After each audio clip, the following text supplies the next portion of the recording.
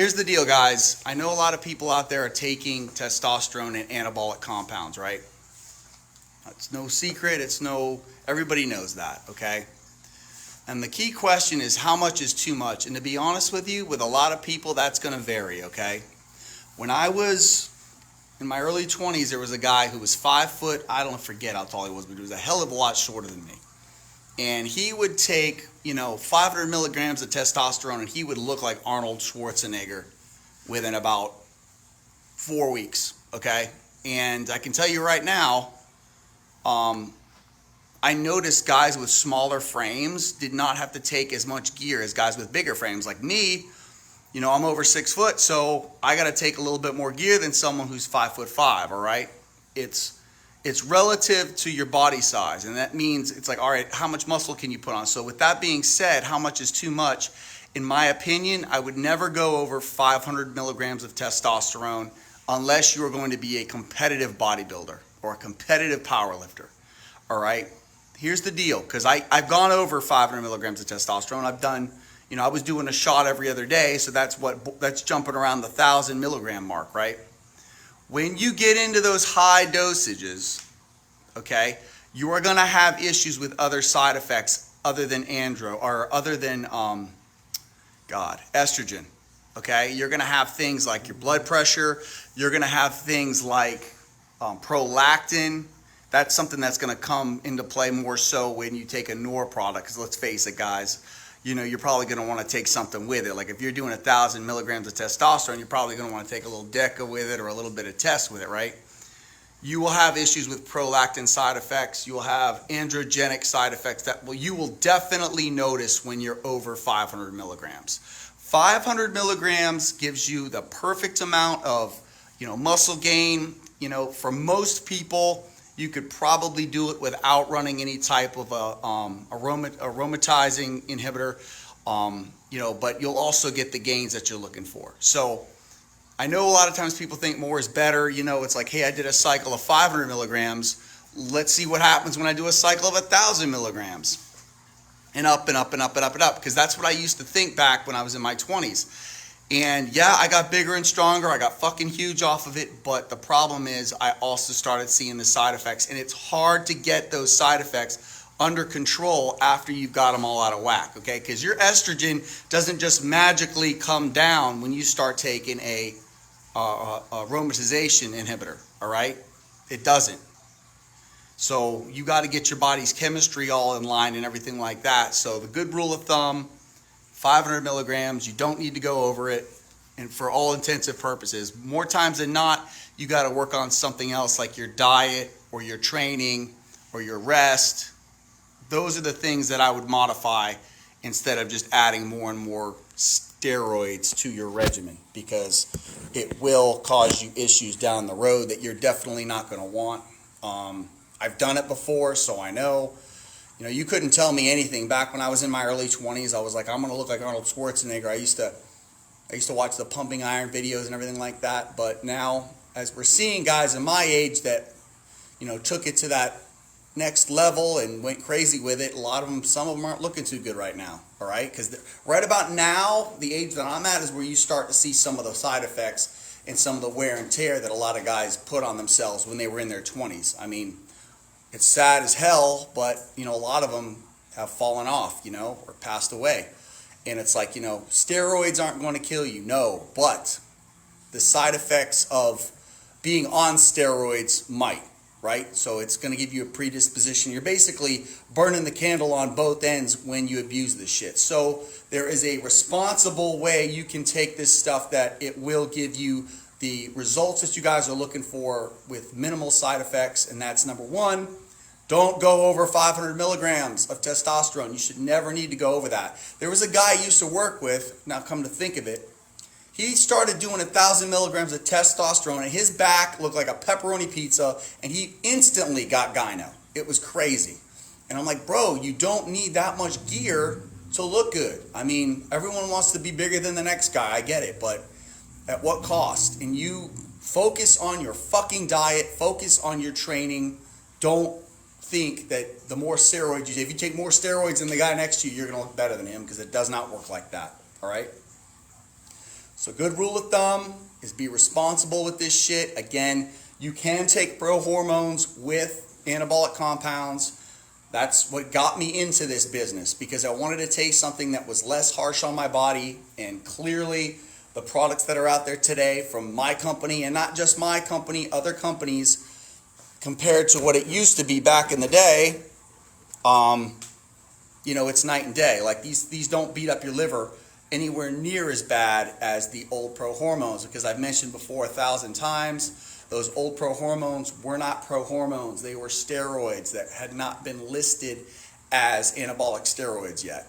All right. So I just wanted to kind of put this out there, because I know there's a lot of people that are interested in dabbling in steroids.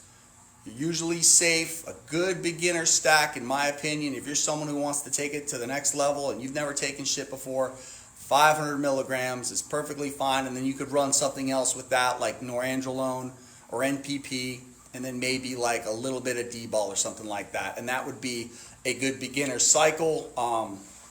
Again, you know, there should be no need for you to go over that amount, because you can get a shitload of fucking gains from that dosage. Again, I've always told you guys, I know Trenbolone is out there. I know a lot of people talk about it. I used to love this shit. Trenbolone used to be my bread and butter. And I will tell you right now, it made me a complete asshole to be around.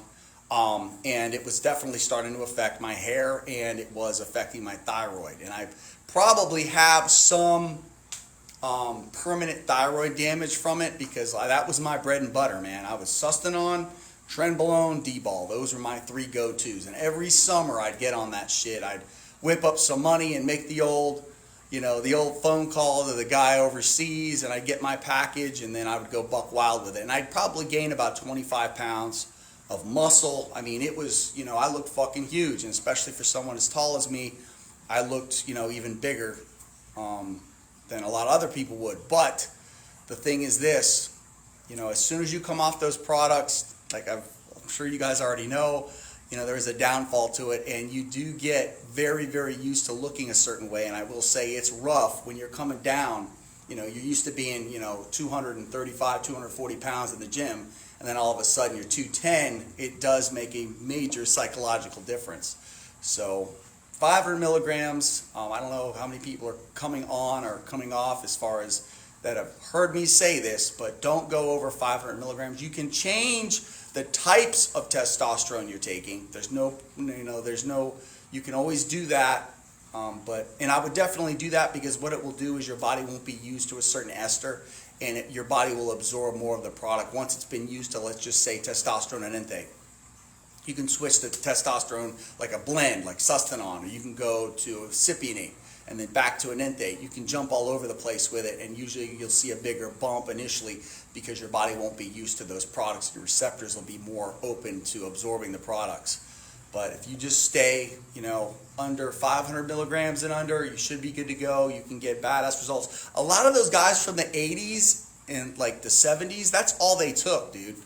They did not take an assload of amount of juice. It was 500 milligrams, you know, they might whip in a little bit of D-ball here and there. And these are the guys from the golden era of bodybuilding, right?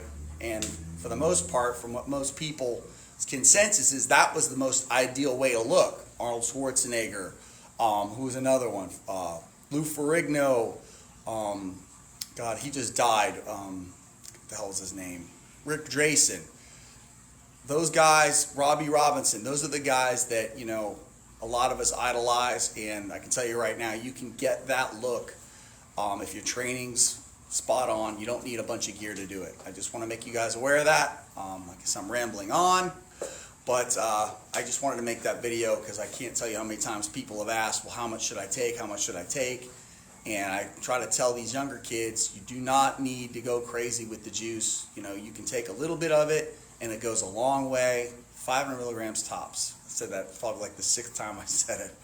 I also want to let you guys know that we are running a sale, and if you're somebody who is interested in testosterone, please check out our AOMed website. It's hrtfast.com,